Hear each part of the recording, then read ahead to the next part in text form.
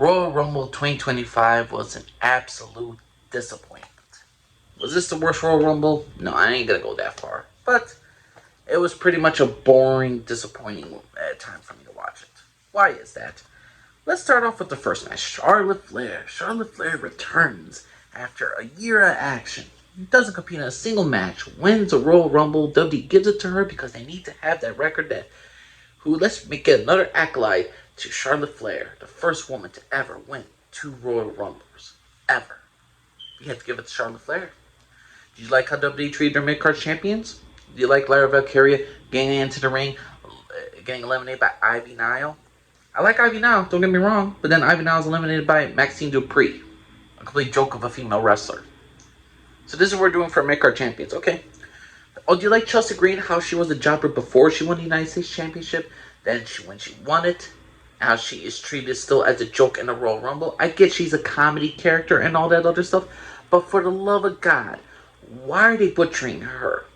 I get that she's a comedy character and she's always was that like diva type girl, but Jesus Christ, when you're still being made fun of and you're the mid-card champion, you're supposed to be at a higher esteem. You created these titles for these women to give them some prestige, and yet how they're eliminated is an absolute joke. You're treating them not like as mid-card champions, you're treating them like the 24/7 champions. Charlotte Flair wins. Whoop-de-doo. Nikki Bella returns. Nikki, I don't mind as a female wrestler. Sure, she's a lot better than her sister Brie. Her match against freaking Natalya is also my most memorable. But overall, if you're looking at, okay, she's gonna bring star power, but to me, she's like the Kim Kardashian of WWE. No, thank you. We're past the diva era. We're in the female wrestler era. But Charlotte Flair wins the Royal Rumble so she could fight against Tiffany Stratton at Wrestlemania.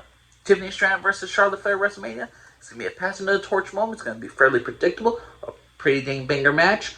But Charlotte Flair needs to win. And in my personal opinion, she could have won the Elimination Chamber. And that would have been a lot more better than her winning the Royal Rumble. That gave it to Jordan Grace, Io Sky.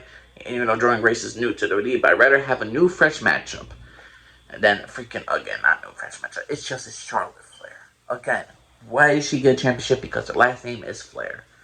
Let's go to the tag team match. Are you excited that DIY versus Motor Machine Guns were basically handcuffed? They weren't allowed to do what they want to do in a 2 out of 3 falls match. Are you happy that the fact that this match basically ended because interference happened and DIY won because of interference? With help from Street Profits. Why, oh why, did this have to be like this? You could have made it like NXT Black and Gold type of deal. You know, where the best tag team actually wins without no interference, without no disqualification, actually making that a very entertaining match. No, this is a typical SmackDown episode right here. Oh look, interference happened again. A good match suffered because of interference. Cody Rhodes versus Kevin Owens. Probably the match of the night. Problem is though, fairly predictable. We all know Cody Rhodes wasn't going to lose this championship. This is the setup for Kevin Owens to come back to go against Sami Zayn in WrestleMania, probably. That's what's going to happen. Cody Rhodes was never going to lose this match. He's the golden boy. They're not going to... This is his first WrestleMania as champion going in. There's no way they were going to take the belt off of him. Fairly predictable, but still a brutal, entertaining match. Now the men's Royal Rumble. Now here's the thing. You know how I complain about Charlotte Flair and her legacy, about her family? Jey Uso went. Main event Jey Uso. My personal opinion, everybody, I'm not the biggest fan of Jey Uso because here's the thing. Why is he in the position he is? 1, his family. He's part of the NY family. 2, he has nothing but an entrance and that's it. Okay, he wins. What y'all happy for? He's not going to go against Cody Rhodes. He's going to go against Gunther. For a 4th time. You want to see a 4th match where Gunther is going to carry Jey Uso to a good match, to a great match? And if all you think that Jey Uso is a good singles wrestler, I'm sorry to tell you, he's not. He is not. He's not a great single wrestler. He's decent in the ring at best.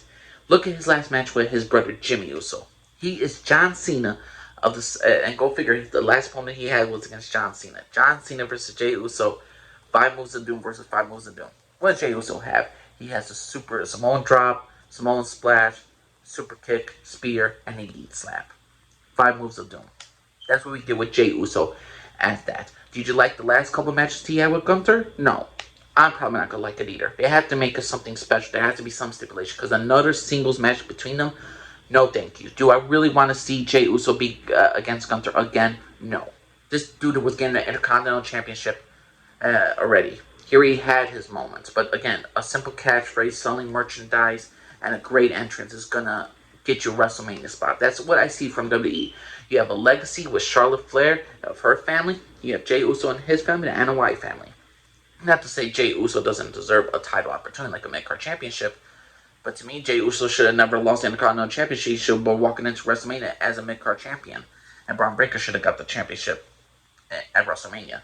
But no, again, what they're doing with Jey freaking Uso, of all things, it's just, like, again, this guy has, again, he's part of the Anna White family. This dude has given so many multiple chances in WWE. Anywhere else, he would have been fired a long time ago because of his past deeds with his brother. Not to say not trying to go back to it, but the thing is, though, Jey Uso is only in this position because of who his family is. Jey Uso's in this position because he sells merchandise, because he has a great entrance and a catchphrase. Not because he's a great wrestler, not because he's a great promo. He's very formulaic. He's like, I'm going to get him, yeet. I'm going to get him again, yeet. I'm going to get him again. Can I hear this one more time? Yeet. It's always the same formulaic garbage. This to me is going to be one of the most boringest WrestleManias. I'm sorry. Jey Uso versus Gunther again. Charlotte Flair in a main event. Like, this is fairly predictable where it's going to see. People say, oh, was an unpredictable Rumble. Just because things are unpredictable doesn't mean they're as actually good. Jey Uso, again, taking a championship opportunity for a lot of wrestlers who have been around over there. Who should have won this? Who should have won the Royal Rumble? You could have picked four other guys over Jey Uso. He's one of my top 5 picks. But the fact is, he won it because we all know why he's gonna win it. So we could get the summer heat. So WWE could get that merchandise sales, because that's all it is. It's all about the almighty dollar. It's not about storytelling. It's not about good professional wrestling. It's all about money and entertainment. Again, this is Jey Uso to remind you of the John Cena. I like John Cena as a wrestler. I like him as a superstar.